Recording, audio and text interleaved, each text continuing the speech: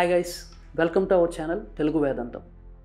మనం లాస్ట్ ఎపిసోడ్లోని మహాభారతానికి మూలమైన కౌరవులు పాండవులు యొక్క జన్మకి కారణమైన ధృతరాష్ట్రుడు పాండురాజు యొక్క జన్మ గురించి తెలుసుకున్నాం.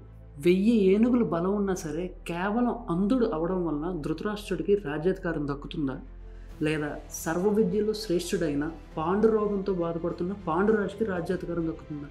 పుట్టిన ఇద్దరు బిడ్డలు ఏదో ఒక అనారోగ్యంతో పుట్టడం వల్ల సత్యవతి అంబిక అంబాలికలను పిలిచి మరలా మీరు ఒక ఆరోగ్యమైన బిడ్డకు జన్మనివ్వాలి, మళ్ళీ ఒకసారి మీరు వేదవ్యాసంతో కలవమని చెప్తుంది. అప్పుడు అంబాలిక వేదవ్యాసుని రూపం తలుచుకొని భయపడి సున్నితంగా తిరస్కరిస్తారు.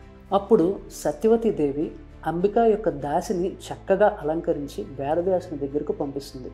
అప్పుడు వేదవ్యాసుడు ఆవిడతో కలిసి ఇక మీద నువ్వు దాసివి కాదు అని చెప్తాడు. తరువాత ఆమెకు సర్వశ్రేష్ఠుడు అయిన కొడుకు పుడతాడు. అతను పండిత శ్రేష్ఠుడు అవుతాడు. అతడికి విదురుడు అనే నామకరణం చేస్తాడు.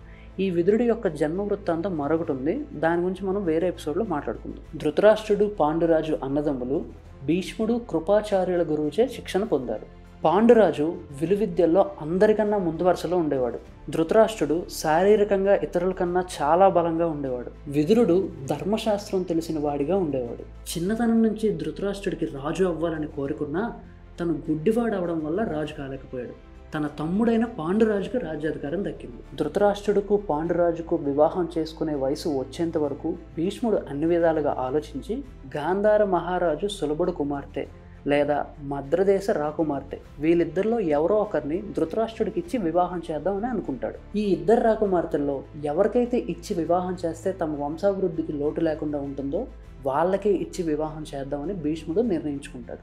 గాంధార రాజు సులభుడు కుమార్తె గాంధారికి పరమశివుడు 100 మంది సంతానం కలుగుతారని పరమిస్తాడు. ఇది తెలుసుకున్న భీష్ముడు తమ వంశాభివృద్ధికి గాంధారియే సరైనది అని అనుకొని గాంధారిని ధృతరాష్ట్రుడికిచ్చి వివాహం చేయడానికి సులభుడికి వర్తమానం పంపిస్తాడు.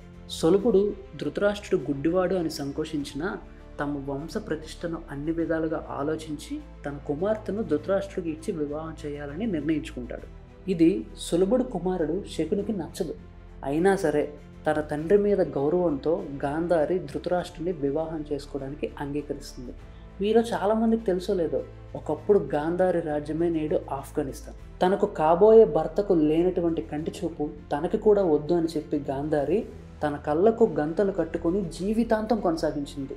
హస్తినాపురంలో అందరి ముందు గాంధారి ధృతరాష్ట్రుల వివాహం అంగరంగ వైభవంగా జరిగింది. ఇది ఇలా ఉండగా పాండురాజుకి వివాహం ఎవరితో జరిగింది?